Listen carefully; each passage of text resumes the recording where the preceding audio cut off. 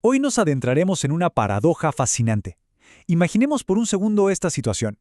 El cuerpo físico de una persona se deteriora lentamente, encerrándolo en una parálisis casi total, pero su mente hace exactamente lo contrario. Su intelecto se expande sin límites, cruzando galaxias enteras, agujeros negros, hasta abarcar los confines del cosmos. Hablamos, por supuesto, del legendario físico Stephen Hawking. Es una historia increíble porque une, literalmente, la mayor de las fragilidades físicas con una grandeza intelectual absoluta. Fíjense en esta frase de él que es poderosísima. Por muy difícil que parezca la vida, siempre hay algo que se puede hacer y en lo que se puede tener éxito. Y con esto en mente, no vamos a abordar la explicación de hoy como una tragedia médica, para nada. Vamos a desglosar su vida como lo que realmente fue, una verdadera clase magistral de pura persistencia y adaptación extrema ante la adversidad. Bueno, para entenderlo a fondo, este es el recorrido que haremos hoy. Diagnóstico y desafío, la realidad de su cuidado, su búsqueda de todo, el llamado a la filosofía y, finalmente, el triunfo de la mente. Arranquemos con la primera parte, el diagnóstico y el desafío. Para dimensionar sus logros teóricos, primero hay que entender la dura realidad con la que empezó todo este viaje. 21 años. Esa era la edad de Hawking cuando recibió una noticia que le pondría el mundo de cabeza a cualquiera. Apenas pasando los 20, le diagnosticaron esclerosis lateral amiotrófica, o ELA, una enfermedad degenerativa neuromuscular devastadora, que destruye poco a poco las neuronas que controlan los movimientos voluntarios.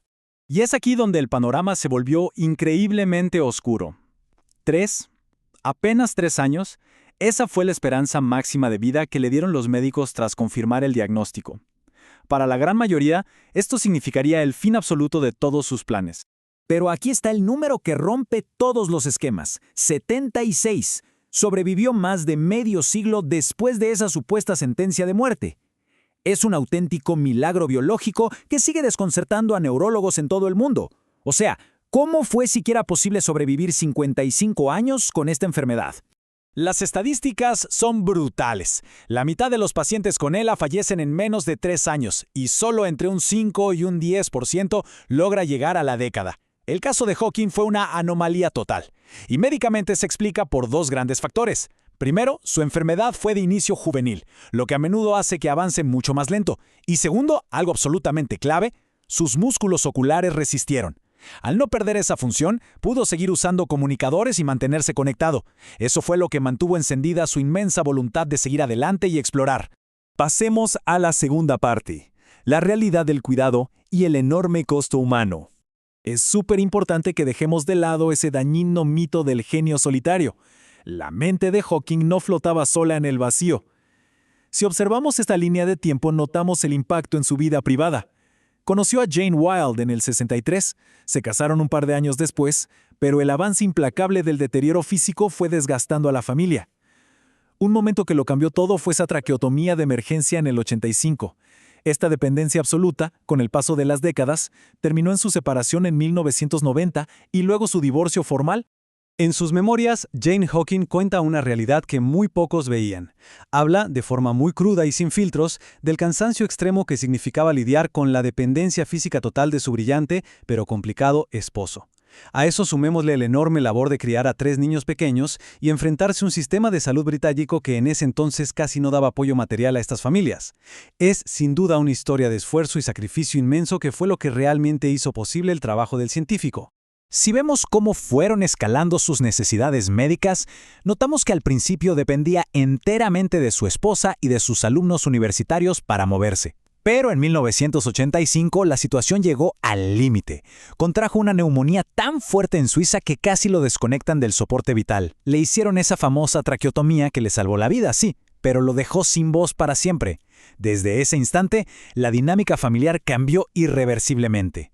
Ya se necesitaba un equipo de enfermeras súper especializadas las 24 horas del día. Básicamente, su casa se convirtió en un centro de atención médica a tiempo completo. Entramos a la tercera parte. En busca de todo, su gran ambición cósmica. Dejando de lado las limitaciones físicas, pasemos a su ambición teórica. Existe un problema gigantesco en la física fundamental. Por un lado tenemos la relatividad general, que explica lo gigante, la gravedad, las estrellas, el comportamiento del macrocosmos. Y por otro, la mecánica cuántica, que rige lo diminuto, Las fuerzas nucleares, las partículas elementales, la incertidumbre. ¿El problema? Ambas funcionan de maravilla por su cuenta, pero juntas simplemente son incompatibles. Y lo que Hawking buscó incansablemente fue reconciliarlas en una sola e íntegra teoría del todo. Y lo que es realmente fascinante es lo que pasa cuando se intentan unir ambos mundos. Si se combinan las dos matemáticas en situaciones normales, la teoría arroja resultados completamente absurdos. Para obligar a estas dos teorías a hablar entre sí, hay que buscar anomalías extremas, donde haya una cantidad brutal de masa en un espacio minúsculo. El ejemplo perfecto es justo el choque que ocurre en el centro de un agujero negro, o en el mismísimo instante del Big Bang. Y exactamente hacia allí apuntó Hawking su mente. Cuarta parte, el llamado a la filosofía, yendo mucho más allá de las fórmulas. Resulta que los cálculos por sí solos no resuelven la intriga humana. La física teórica explica muy bien el cómo, pero jamás logrará responder el por qué. Por eso Hawking usaba mucho esta cita del filósofo Ludwig Wittgenstein. La única tarea que queda para la filosofía es el análisis del lenguaje. La usaba para manifestar su enorme frustración con la filosofía moderna. Sentía que, en lugar de abordar con valentía las preguntas gigantes de la existencia, como por qué existe el universo, los pensadores se habían refugiado en la comodidad de debatir meros tecnicismos y palabras. Ahora, esta matriz es clave para entender la magnitud de buscar una teoría del todo. Si se piensa que el universo es solo un caos multiplicidad de eventos, entonces solo podemos tener un conocimiento parcial.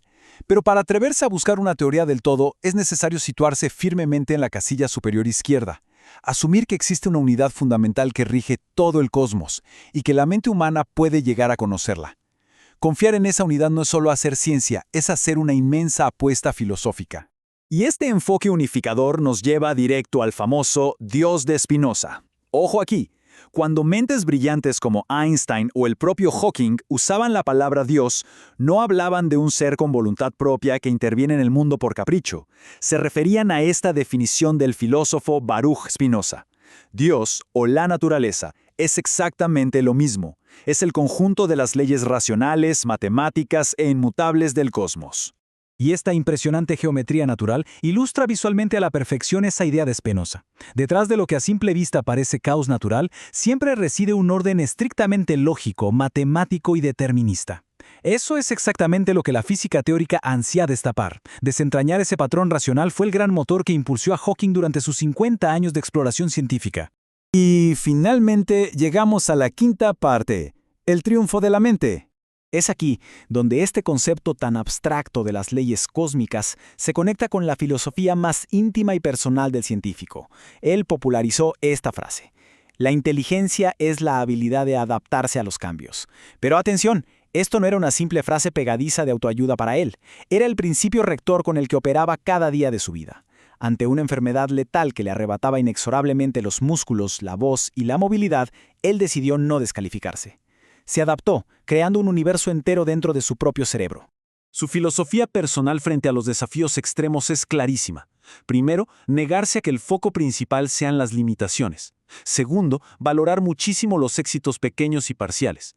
Tercero, tener esa inmensa flexibilidad mental para cambiar de estrategia cuando algo no funciona. Y por último, rechazar categóricamente la rendición. La verdadera persistencia, como él nos demostró, no es golpear la cabeza contra un muro de forma terca, sino ser lo suficientemente ágil para encontrar esa única pieza en el tablero que aún se puede mover a favor. Y para cerrar esta explicación, surge una pregunta muy profunda. Si la humanidad, siguiendo los pasos teóricos de Hawking, llega algún día a descubrir por fin la teoría del todo, ¿habremos comprendido finalmente la mente de ese Díaz de Spinoza? Es decir, ¿entenderemos la razón última de por qué existe el universo y qué hacemos nosotros en él? Es un pensamiento que nos invita a mirar más allá de las dificultades del día a día y maravillarnos con nuestro lugar en este inmenso y perfecto orden cósmico. Muchas gracias por acompañarnos en este recorrido.